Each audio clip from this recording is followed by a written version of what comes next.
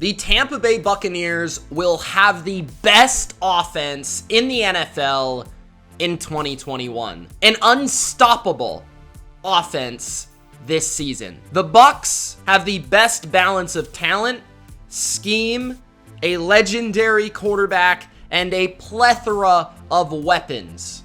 The Bucs have the best all-around offense in the game this season. Before I give you my reasoning for why the Bucs have the best offense in the NFL, make sure that you do Gronk spike that like button. Don't forget to subscribe to the Bottom Line View for more NFL topics just like this. And don't forget to head over to my Patreon for more exclusive NFL content. In the first season with Tom Brady in Tampa Bay, we saw flashes of what could be from the Bucs offense. We saw big moments.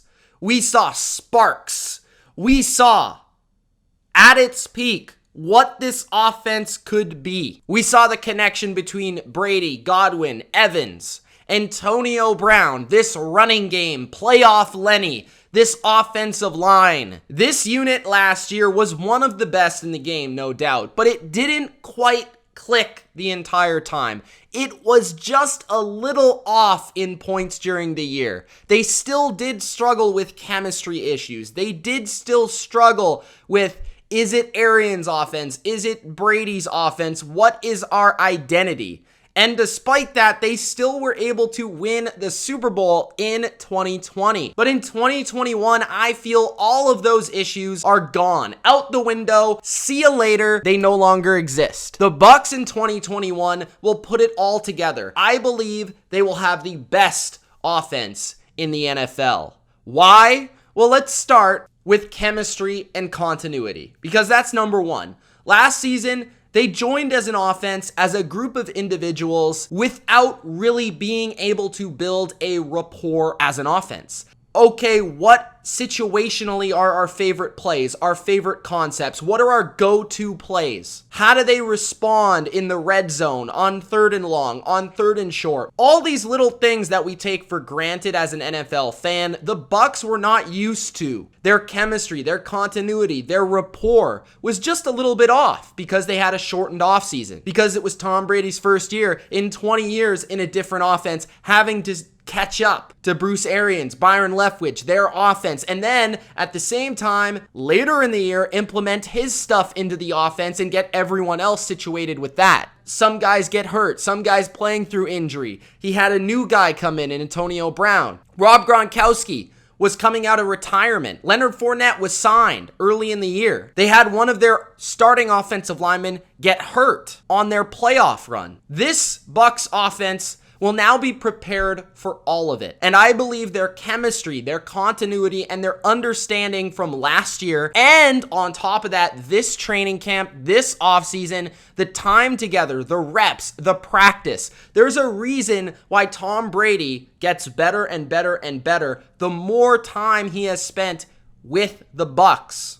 There is a reason Tom Brady and this offense was better at the end of the year than at the beginning, because they had more reps together, more practice time, more time to understand if you're Tom Brady and Mike Evans, when are you cutting off that back shoulder? Where should I place that football? If you're Chris Godwin, what is your body language like when you're running an out route, an in route, when you're running a slant? Continuity, chemistry, rapport, all of those things will be at an all-time high, much better version in 2021.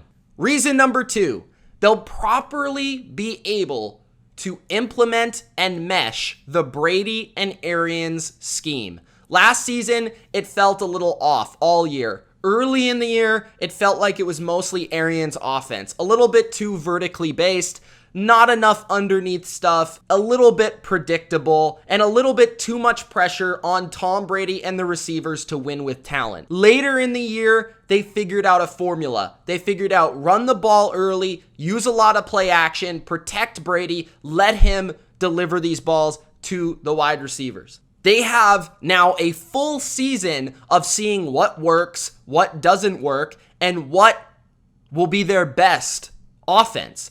they can have an identity from game one, snap one, play one. And while that may shift, that may evolve, they at least have a way better starting point having a full season of data to go off of. So 2021 will be learning from 2020 and implementing it within their scheme in 2021. The offensive line. The Tampa Bay Buccaneers offensive line is an elite unit, and we saw that come together last season. Tom Brady obviously does a lot to protect this offensive line. He gets rid of the football quickly, but we also saw Tristan Wirfs become almost instantly an all-pro, Pro Bowler type of player. And I feel he's only going to get better. He could turn into the best tackle in football in year number 2. Donovan Smith took significant strides, especially towards the end of the year where he was playing as one of the better left tackles in the game. Ali Marpet is arguably the best pass blocking guard in football. Ryan Jensen plays with an edge, brings something to this team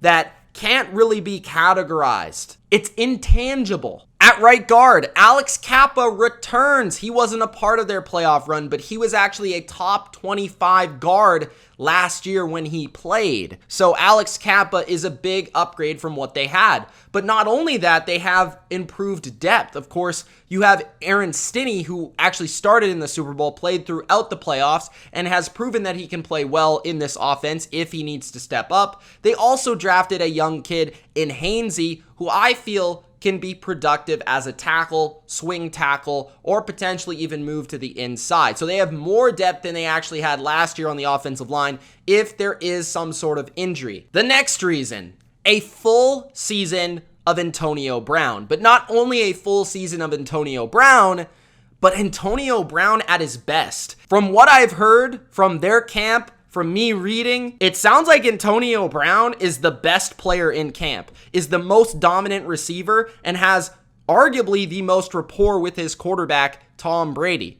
AB looks like a different player from last year. Not saying he was a bad player last year, he was certainly good, but this year he could be back closer to AB of old. And if that happens, this league's in trouble, because now you have Antonio Brown, Mike Evans, Chris Godwin all playing at a top 20 level. Yeah, good luck with that. Antonio Brown's ready to go, full offseason. Everything is behind him in terms of his off the field. He's just focused on football, just focused on winning, just focused on running routes, and now he can actually learn the entire offense as well. It's going to be trouble for secondaries out there having to cover a full 100% AB.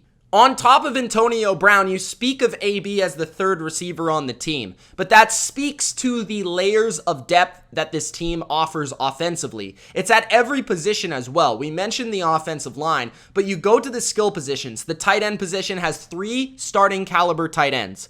Rob Gronkowski, the GOAT. You have Cam Brate, who was awesome during their playoff run. Really good receiver, really deceptive athlete. OJ Howard is back off of his Achilles injury and reportedly looks pretty good and will be ready to go for week 1. So they have potential 3 tight end sets that they could throw at you with so many different types of tight ends as well. They have an athletic guy in OJ Howard. They have kind of a savvy guy in Cam Brate, and then a do-it-all tight end in Rob Gronkowski, who, if AB's ready to go, if he's 100%, just imagine Gronk with another offseason, because it felt like early in the year last year, he was a little bit out of shape. I doubt that's the case now. Just look at how he played in the Super Bowl. At the running back position, you have 3, maybe even 4 legitimate running backs. You have Giovanni Bernard playing on third down and in situational football as the receiving back. Leonard Fournette, who was an animal in the playoffs, playoff Lenny, and Rojo, who nearly ran for 1,000 yards last year.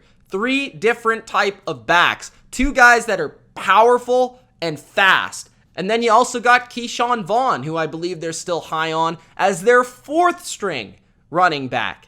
And at the wide receiver position, there can't be a better receiving core than this. This is off the charts good. You have 3 receivers who could be top 20 players at their position. But when you get past the trio, you got Scotty Miller, one of the best pure deep threats in football. Green Bay knows that well. You have Jalen Darden, who was really an awesome underrated pick in the draft. He's been lighting it up in camp. And then you also have Tyler Johnson, who's a slot specialist and makes a lot of key grabs all over the place with excellent hands, physicality and size. So this is the best set of 6 receivers, 5 receivers, 4 receivers, 3 receivers in the NFL, period. They are absolutely loaded and they can withstand injury, which is absolutely key to being the best offense in football. When you have a plethora of playmakers and great playmakers at all of these different positions, it also allows you to be versatile in your attack, not just versatile in which players you play,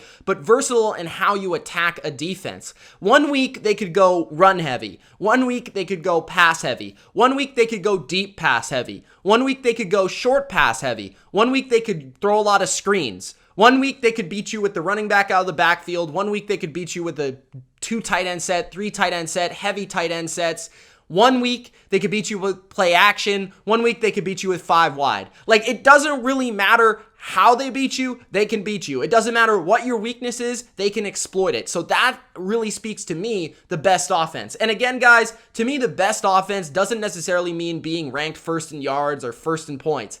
It means being the best when it really matters. It means putting up points and really being able to beat any defense that you come across. It means dominating every matchup you play in. And when the game is on the line, scoring. And to me, the Bucs can game plan for any defense in football and they can execute versus any defense in football because of their diversity in their attack. And the final reason the Bucs are the best offense in football entering 2021 is because of Tom effing Brady. TB12 is still playing at a very high level, and I would not be shocked at all if he was the MVP of the NFL this year, if he was throwing 50 touchdowns this year. I think this guy, he played through a torn MCL, won the Super Bowl MVP, had 50 total touchdowns. This guy was incredible. And now he's got all of these things on his side. He's got great weaponry. He's got a good offensive line. He's got a scheme that he knows better now and he's more refined with, and the rapport is better. All of this is working in Tom Brady's favor, and his arm hasn't declined. His pocket mobility will only get better because he won't have a torn MCL. His intelligence of this offense will get better. He still was one of the least turnover prone quarterbacks in the league, and Tom Brady is throwing bombs now. I think he might be the best quarterback this year with this offense surrounding him. He's still playing at a very, very, very high level, and he will absolutely light it up in 2021, leading the best offense in the NFL. Let me know if you guys agree. Do you think the Bucs have the best offense in football, or do you think it's another team? Let me know why, and let me know why you don't think it's the Bucs. Thanks for watching. It's Mitch. If you haven't already, make sure you do Gronk spike that like button and subscribe for more BLV.